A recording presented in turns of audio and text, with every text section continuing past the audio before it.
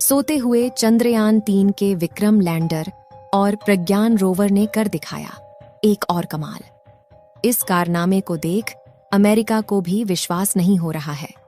दोस्तों, जैसा आप सभी को पता है कि 4 सितंबर के दिन हमारे चंद्रयान-3 को इसरो के वैज्ञानिकों के द्वारा रेडियो सिग्नल के जरिए स्लीप मोड में डाल दिया गया था।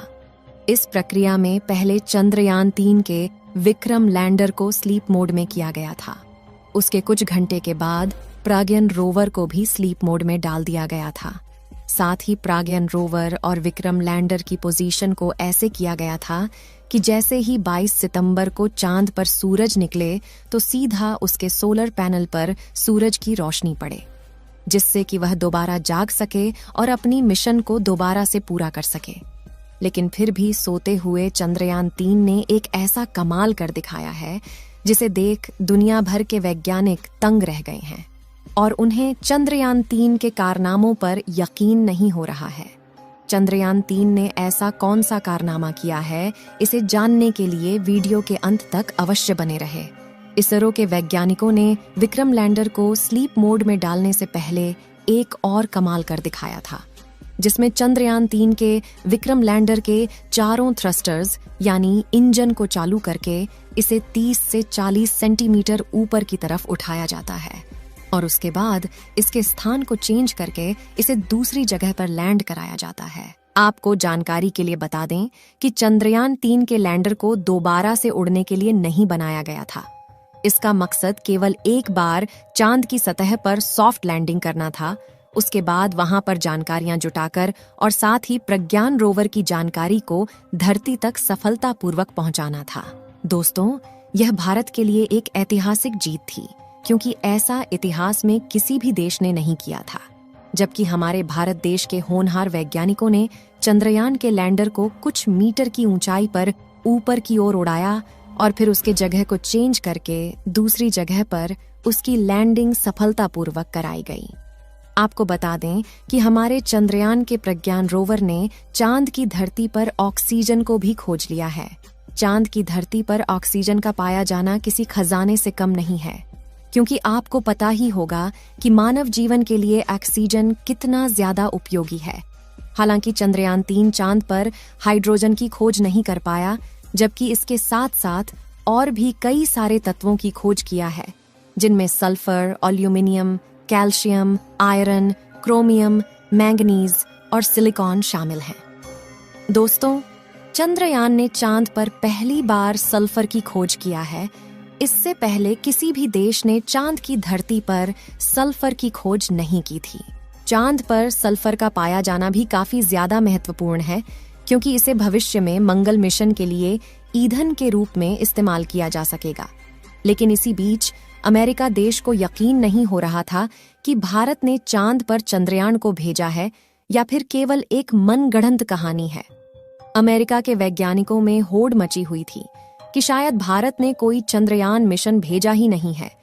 इसीलिए चांद के ऑर्बिट में घूम रहे नासा के एक सैटेलाइट ने चांद के दक्षिणी ध्रुव की एक तस्वीर नासा के वैज्ञानिकों के पास शेयर की है, जिसमें हमारे भारत के चंद्रयान को साफ साफ देखा जा सकता है कि वह चांद की धरती पर कैसे खड़ा हुआ है।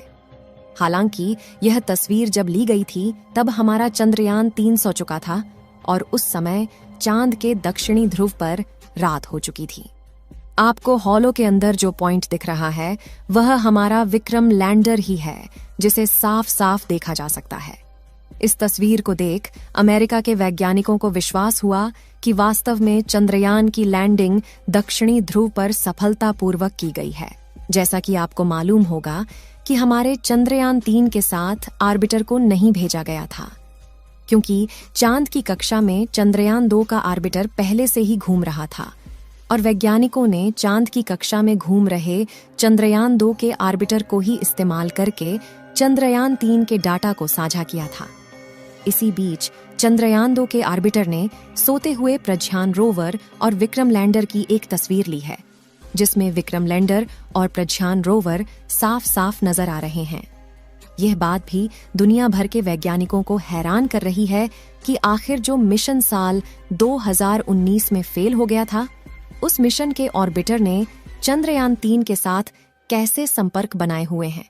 इस समय चंद्रयान-3 का प्रज्ञान और विक्रम लैंडर स्लीप मोड में है और जल्द ही 22 सितंबर के दिन इसे फिर से जाग कर अपने मिशन को पूरा करना होगा।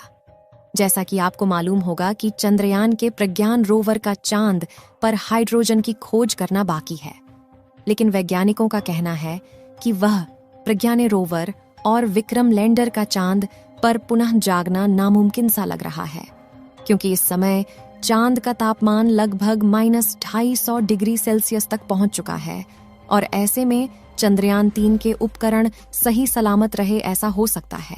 लेकिन विक्रम लैंडर और प्रज्ञान रोवर में बैटरी लगी हुई है, जिस बैटरी को चार्ज होने के लिए सूरज की उपस्थिति अनिवार्य है और इस समय चांद के दक्षिणी ध्रुव का तापमान काफी ज्यादा कम हो गया है, जिससे कि उसकी बैटरी खराब होने के चांसेस बढ़ गए हैं। यहाँ गौर करने वाली बात यह है कि वैज्ञानिकों ने इसकी बैटरी में काफी ज्यादा इंसुलेटर का इस्तेमाल किया है, जिससे कि यह इतनी ठंडी में भी सही सलामत बनी रहे। लेकिन -250 डिग्री सेल्सियस की ठंडी को झेल पाना इतना भी आसान नहीं है। लेकिन फिर भी हमारे प्रज्ञान रोवर और विक्रम लैंडर की बैटरी सही सलामत रहती है तो पुनः चांद पर एक्सपेरिमेंट को शुरू किया जाएगा और इस बार हाइड्रोजन की तलाश की जाएगी। इस समय जो तस्वीर आप लोग अपने मोबाइल फोन पर देख रहे हैं, यह तस्वीर विक्रम लैंडर की है, जिसे चंद्रयान-2 के ऑर्बिटर ने अपने हाई रेजोल्यूशन कैमरा द्वारा कैप्चर किया है। आपको बता दें कि यह तस्वीर उस समय की है जब चांद पर रात का अंधेरा छा रहा था। इसमें आप देख रहे हैं कि चांद की सतह अंधेरा होने के कारण कैसे चमकदार दिखाई दे रही है।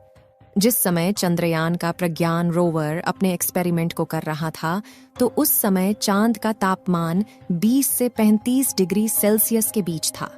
ऐसी में भी प्रज्ञान रोवर को जितना समय मिल पाया, उन्होंने इतने समय में कुछ तत्वों की खोज की और वहां के टेम्परेचर की जानकारी को वैज्ञानिकों तक भेजा था और साथ ही वहां के प्लाज्मा रेडिएशन के बारे में भी स्टडी करके विक्रम लैंडर ने जानकारी दी थी।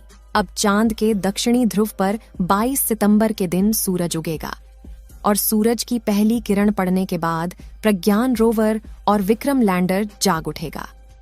विक्रम लैंडर और प्रज्ञान रोवर के सारे आउटपुट सिग्नल को ब्लॉक कर दिया गया है। केवल विक्रम लैंडर के इनपुट सिग्नल को चालू रखा गया है, ताकि जब 22 सितंबर के दिन चांद पर सुबह हो तो वैज्ञानिकों के द्वारा रेडियो सिग्नल के जरिए दोबारा से चंद्रयान को जगाया जा सके। और अगर विक्रम लैंडर सही सलामत रहा तो रेडियो सिग्नल का जवाब वापस धरती तक आएगा। इस वीडियो को यहीं पर खत्म करते हैं।